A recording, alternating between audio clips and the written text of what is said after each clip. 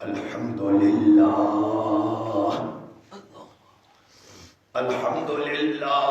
رب العالمین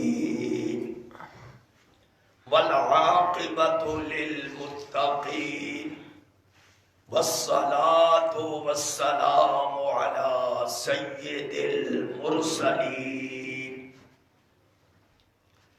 وعلی آلہ الطیبین وأصحابه الطاهرين وأزواجه الطاهرات أمهات المؤمنين وخلفائه الراشدين وأوليائه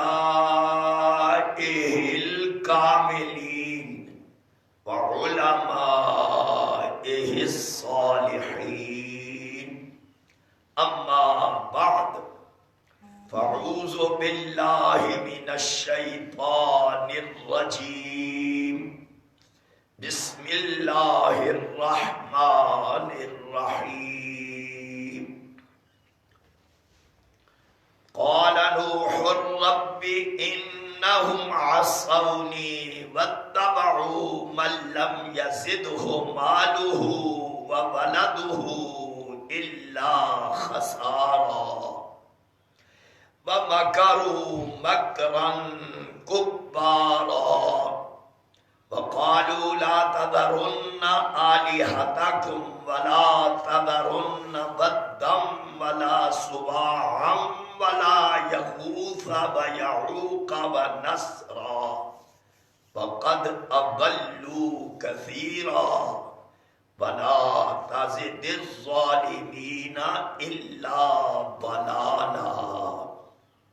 صدق اللہ العظیم. آج کے درس کا موضوع ہے پہلی قومیں، ان کے برے کردار، پھر ان پر عذاب. یہ قرآن مجید میں بڑی تفصیل کے ساتھ پہلی قوموں کے برے کردار، ان کے برے عقیدے، پھر پیغمبروں کی محنت، مشقت، تبلیغ، واعظ و نصیحت، اس کا ذکر سورۃ شعراء میں بڑی تفصیل سے ہے. پھر ایک سورۃ نوح ہے جس کی میں نے کچھ آیات تلاوت کی ہیں. پھر قرآن پاک میں ایک سورۃ ہود ہے. اس کا مطلب یہ ہے، یہ جو سورۃ نوح ہے اس میں حضرت نوح علیہ السلام کی قوم کا ذکر ہے. ایک بات پیغمبروں کی تبلیغ میں مشترکہ ہے، اور یہاں یہ بات بھی ذہن میں رکھ لیں، یہ جو تبلیغ کا سلسلہ ہے میں نے چیلنج کیا ہوا ہے کہ بسترے اٹھا کر گھومنا پھرنا یہ نہ کسی پہلے پیغمبر کی تعلیم میں ہے، نہ ہی ہمارے نبی کی تعلیم میں ہے. سبحان اللہ. کیا طریقہ ہے تبلیغ کا؟ تبلیغ کا طریقہ ہے،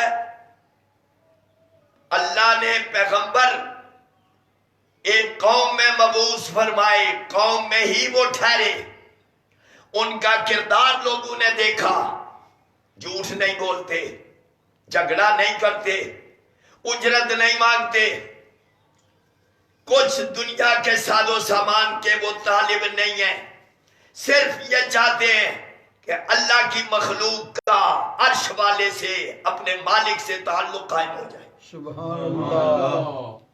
اب لوگ نہ سمجھیں وہ الگ بات ہے. اصحاب رسول گئے مختلف علاقوں میں، اصحاب رسول گئے، لیکن جس علاقے میں گئے وہیں جا کر قیام کر لیا. لوگ ان کو اچھی طرح جانتے تھے، لوگوں کے ساتھ ان کے معاملات تھے، لوگوں نے تسلیم کیا یہ سچے لوگ ہیں، یہ امانت دار لوگ ہیں. اور یہ جو گھومنا پھرنا، چلت پھرت گشت، اس کا ذکر نہ کہیں حدیث میں ہے نہ کہیں قرآن میں ہے. یہ ایک بندے کو خواب میں طریقہ آیا، جیسا کہ ان کی ہے کہ یہ طریقہ مجھے خواب میں بتایا گیا. تو لوگوں کے خوابوں کی باتیں اور ہیں. ہم نے کی ہے کہ یہ طریقہ قرآن حدیث میں نہ کسی تعلیم میں ہے، نہ ہمارے نبی کی تعلیم میں ہے، نہ صحاب رسول میں ہے، نہ اہل بیت رسول میں ہے. سبحان اللہ. جہاں گئے وہیں جا کے قیام کیا ہے. لوگوں نے ان کا کردار دیکھا، ماننے والے خوش نصیب بھی پیدا ہوئے اور بد نصیب بھی ہوئے جو محروم رہے. حضرت نوح علیہ السلام کے بارے میں ہی سن لیں، پوری صورت ہے. حضرت آدم علیہ السلام کے بعد جو پیغمبر آدم ثانی کہلاتا ہے، یعنی دوسرے آدم، یہ حضرت نوح علیہ السلام ہے. ان کی تبلیغ کا بھرپور اللہ نے ذکر کیا ہے. اس میں یہ ذکر ہے حضرت نوح علیہ السلام اپنے مولا سے کہتے ہیں، رب انی دعوت قومی لیلا و نہارا، میرے رب میں نے اپنی قوم کو رات کو بھی دعوت دی، دن کو بھی دعوت دی، مگر وہ لوگ دعوت قبول کرنے کی بجائے فرار ہوئے، بھاگے. میں نے جب بھی ان کو دعوت دی، اور دعوت اس لیے دی کہ سیدھی راہ پہ آ جائے، بخشش کے مستحق ہو جائے، انہوں نے اپنی انگلیاں کانوں میں ڈال لی اور اپنے کپڑے ٹھونس لیے، تکبر کیا. پھر فرمایا کہ میں نے اعلانیہ پوشیدہ ہر رنگ میں ان کو دعوت دی ہے. تو ادھر قیام تھا تو دعوت دیتے تھے نا، دن کو بھی، رات کو بھی، پوشیدہ بھی، اعلانیہ بھی. میں نے کہا خدا سے معافی مانگو، اپنے گناہ چھوڑ دو. یہ ساری باتیں ہوئی، لیکن اینڈ پر حضرت نوح علیہ السلام نے کہا رب انہم عصونی، میرے رب یہ میرے نافرمان ہو گئے.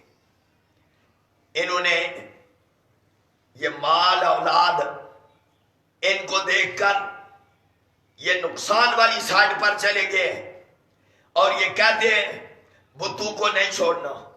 یہ کہتے ہیں ود ایک بت تھا، سوا ایک بت تھا، یغوث، یعوق، نصر، یہ 5 طرح کے بت بنائے ہوئے تھے اس قوم نے. ان 5 بتوں کو ہم نے نہیں چھوڑنا، اور ہم نے پیغمبر کی بات کو قبول نہیں کرنا، حق ہم نے قبول نہیں کرنا ہے، 5 بتوں کے پیچھے رہیں گے. اب نتیجہ کیا ہوا؟ نتیجہ یہ ہوا یہ آگ میں داخل کیے گئے، یعنی دوزخ کے مستحق ہو گئے. اس قوم پر طوفان آیا تھا، اس کا ذکر سورت ہود میں ذرا تفصیل سے ہے. آپ کشتی بنا رہے تھے، یہ 12ویں پارے میں سورت ہے. جب کشتی بنا رہے تھے لوگ گزرتے، کہتے یہ نوح کشتی تیار کر رہے ہو، اس کو کیا کرو گے؟ تو آپ فرماتے کہ سیلاب آئے گا، پانی پانی ہو جائے گا. تو وہ کہتے مذاق کرتے، کہتے پانی آئے گا، کہاں سے آئے گا؟ اتنا پانی، کشتی چلانا پڑے گی. بہت بڑا جہاز تھا وہ اس دور کے مطابق. تو اس میں یہ سورت ہود میں یہ لکھا ہے وَاصْنَعِ الْفُلْكَ بِأَعْيُنِنَا وَوَحْيِنَا، کشتی تیار کرے ہماری نگرانی میں، ہماری وحی کے مطابق۔ اس کا مطلب ہے پہلی کشتی جو تیار ہوئی ہے، بلکہ بہت بڑا بحری بیڑا جو تیار ہوا ہے، وہ حضرت نوح علیہ السلام نے تیار کیا ہے۔ سبحان اللہ۔ یہ ایجاد یہ کسی اور کی نہیں ہے۔ سمندر میں جو کچھ بھی چلتا ہے سب کی بنیاد وہ بحری بیڑا ہے جو اللہ کی نگرانی میں وحی کے مطابق حضرت نوح علیہ السلام نے تیار فرمایا تھا۔ خیر، اس میں پانی پھر کیسے آیا؟ آپ کا بیٹا تھا کنعان، ادھر آ جا۔ اس نے کہا نہیں، طوفان آئے گا۔ اس نے کہا میں پہاڑوں پہ چڑھ جاؤں گا۔ حضرت نوح علیہ السلام نے فرمایا اگر پانی ہو پھر تو پہاڑوں پہ چڑھ کے بندہ اپنے آپ کو بچا سکتا ہے، لیکن اگر اللہ کا عذاب ہو صرف وہ بچے گا جس پر اللہ خود ہی رحم فرمائے۔ سبحان اللہ۔ باقی کوئی بندہ نہیں بچ سکتا ہے۔ عذاب سے کون بچ سکتا ہے؟ نتیجہ یہ ہوا جو کشتی میں تھے وہ بچ گئے۔ عربی میں ایک لفظ ہے، قرآن میں بھی موجود ہے، فی الفلک المشحون، بھری ہوئی کشتی۔ وہ کشتی کہو، بحری بیڑا کہو، جہاز کہو سمندری۔ تو یہ طوفان آیا، آسمان سے بھی بارش، خود زمین نے پانی کو اوپر کرنا شروع کر دیا۔ وفارت النور، یہ تنور جیسے ابلتا ہے اس طرح زمین سے پانی نکلا، ادھر آسمان سے پانی پانی ہو گیا، پھر کوئی نہ بچ سکا۔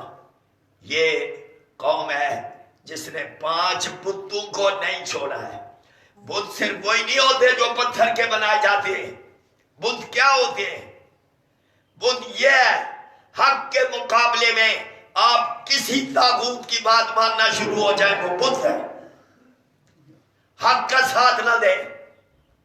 اصل میں ہوتا یہ ہے حق کہنا بھی مشکل، حق سننا بھی مشکل، اور حق پر عمل بھی مشکل۔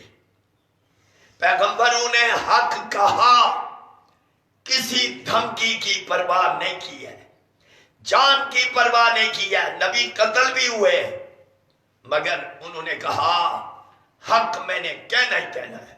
حضرت زکریہ علیہ السلام ان کے سر پر آرا رکھا گیا۔ اب بتاؤ، آپ نے کہا میں جو پہلے کہتا تھا لا الہ الا اللہ وہی اب بھی کہتا ہوں۔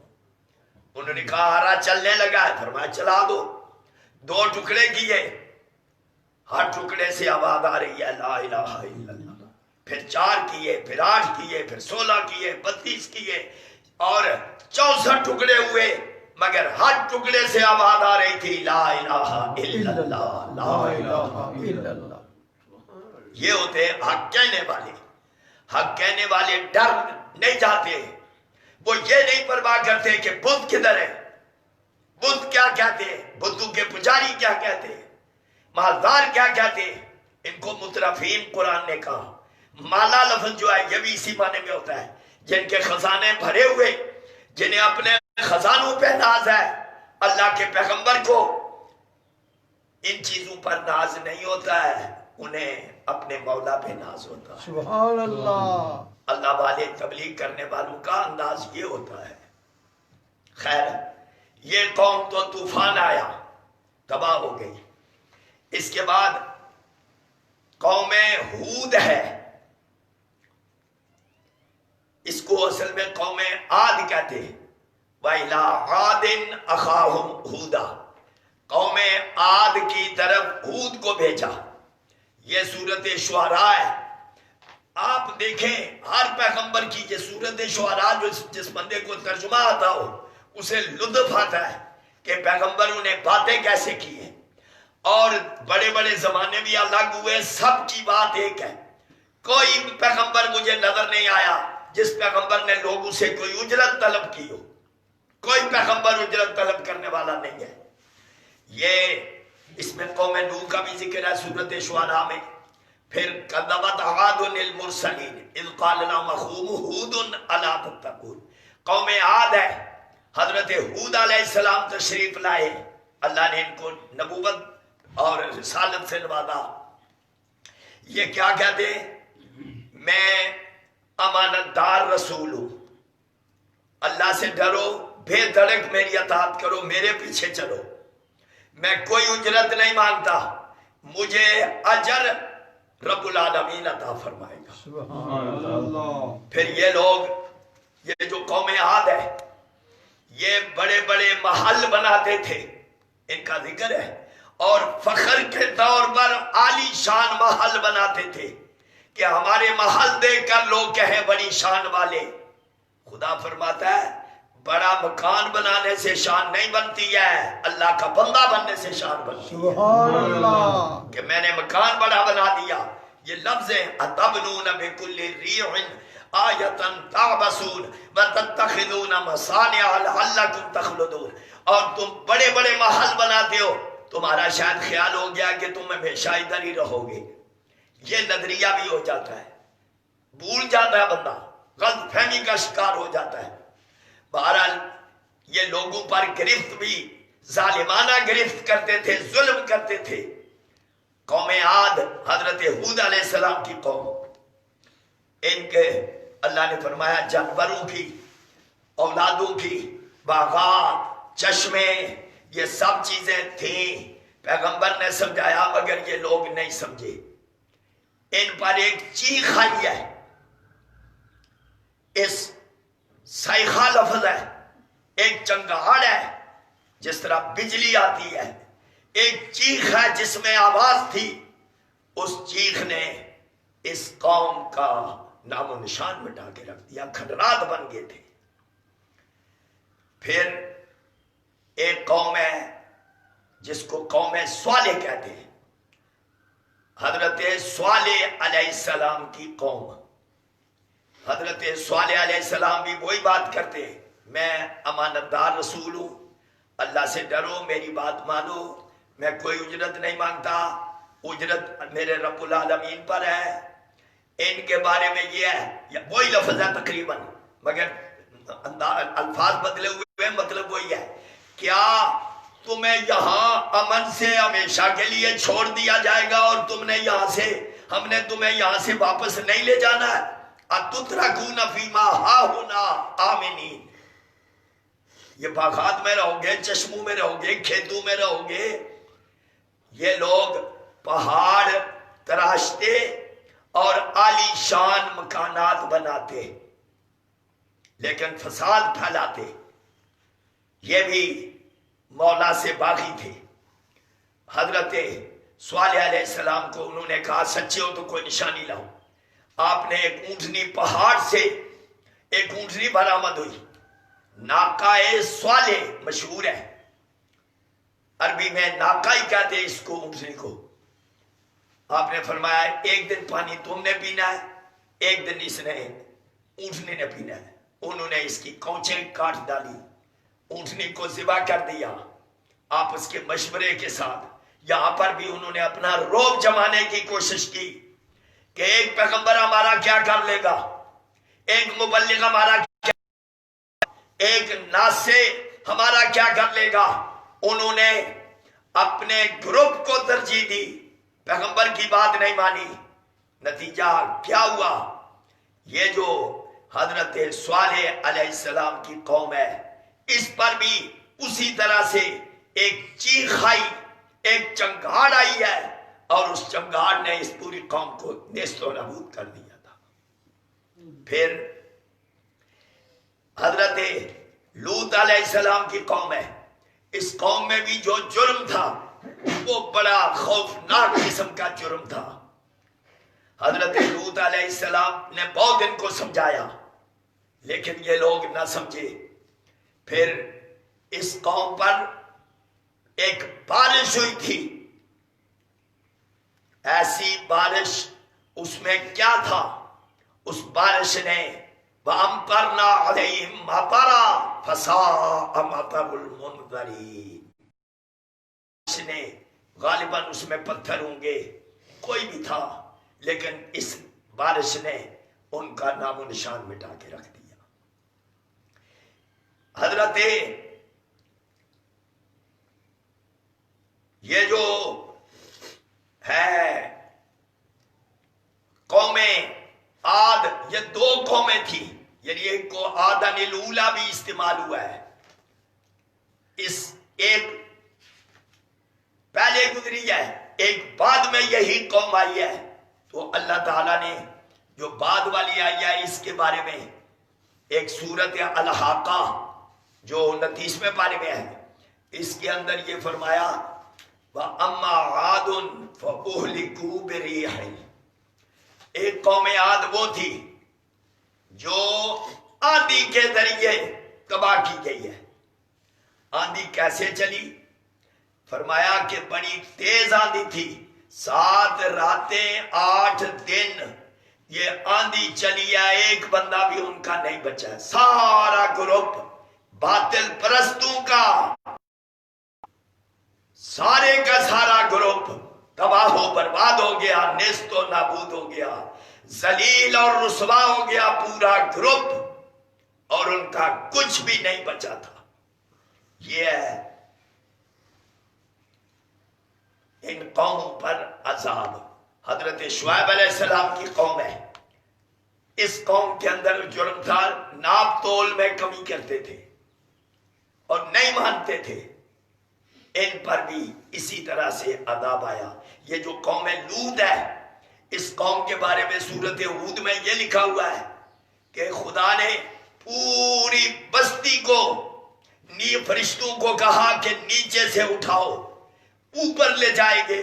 پھر فرمایا کہ ذرا الٹا کر دو.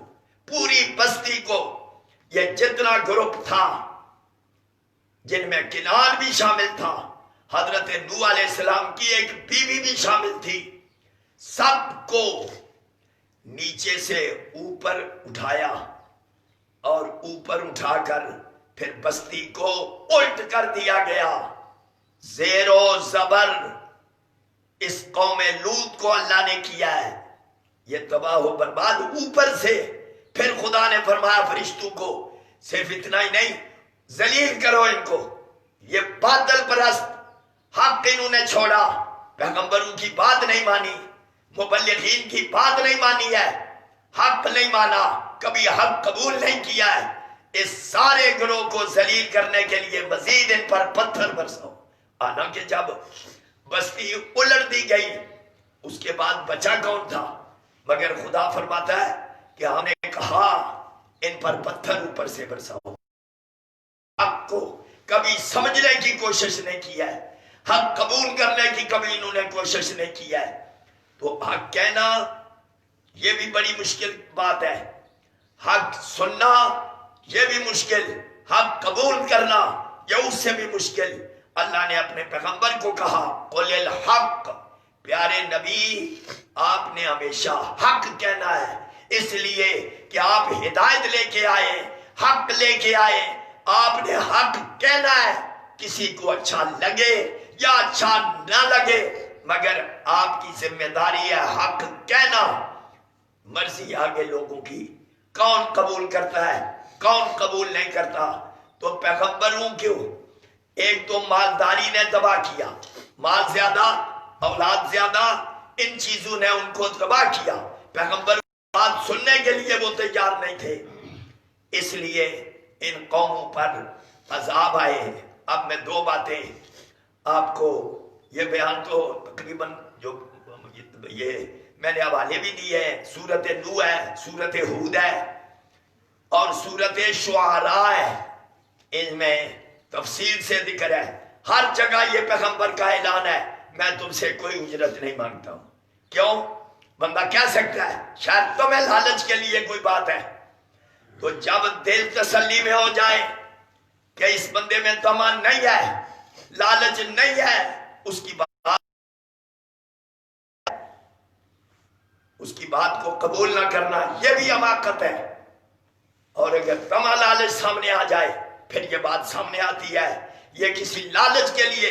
اسی لیے میں نے ایک بات یہ محرم کے دنوں میں بیان کرتا ہوں کہ کیا بات ہے، رسول اللہ کی بیٹی بیٹیاں 4 تھیں، مگر ایک بیٹی جو حضور کے وصال کے وقت زندہ تھی، یہ حضرت خاتون جنت، یہ چکی پیسا کرتی تھی، ہاتھوں میں چھالے پڑ گئے، رسول اللہ کی بارگاہ میں آئی، اس وقت آپ نہیں تھے، مائی عائشہ تھی، انہوں نے کہا اماں یہ میرے ہاتھوں کے چھالے دیکھو۔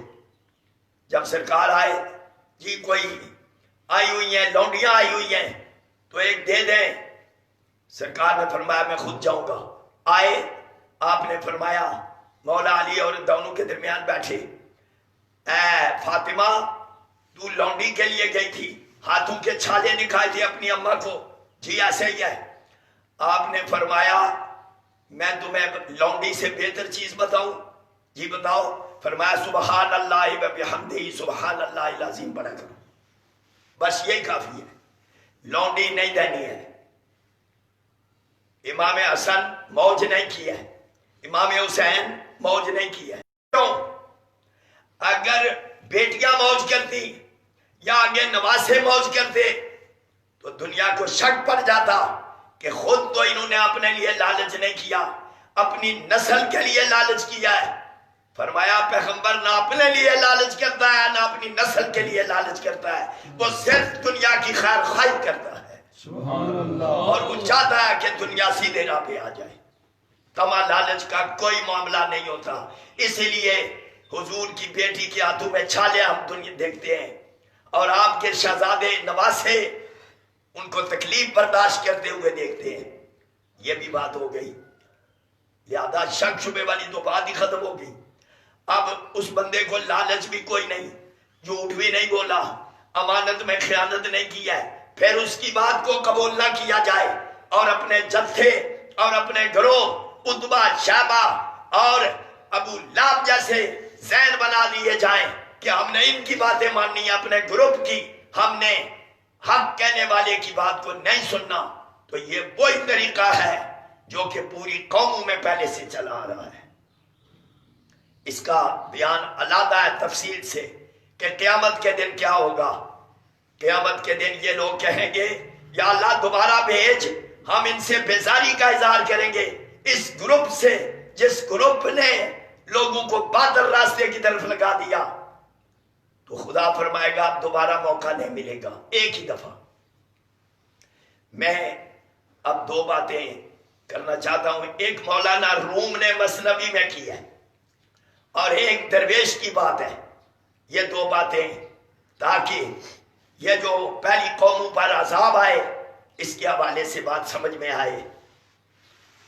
مولانا روم کہتے ہیں 3 شکاری چلے، ایک شیر، ایک بھیڑیا، ایک لومڑی، انہوں نے شکار کیے، ایک نیل گائے، ایک ہرن اور ایک خرگوش۔ شیر نے بھیڑیے کو کہا تقسیم کر، اس نے کہا جی خرگوش لومڑی کے مطابق ہے اور بکری وہ جو ہرن ہے وہ میرے مطابق ہے، اور جو ہے وہ آپ کے لیے۔ شیر کو غصہ آیا کہ میرے دربار میں اپنے حصے بھی کرتا ہے، اس نے زور سے تھپڑ مارا، بھیڑیے کی آنکھ ہی نکل گئی، خون بہ رہا ہے، بھیڑیا جا رہا ہے۔ اب شیر کہتا ہے لومڑی کو تو تقسیم کر، اس نے کہا جی یہ جو خرگوش ہے یہ آپ کا صبح کا ناشتہ ہے، اور یہ جو ہرن ہے یہ آپ کا دوپہر کا کھانا ہے، اور وہ جو نیل گائے ہے وہ شام کا کھانا ہے۔ اس نے کہا اتنا ادب کہاں سے سیکھا؟ لومڑی نے کہا وہ سامنے نہیں آنکھ نکل گئی ہے، اس سے مجھے سمجھ آ گئی کہ اپنے حصے نہیں نکالنے۔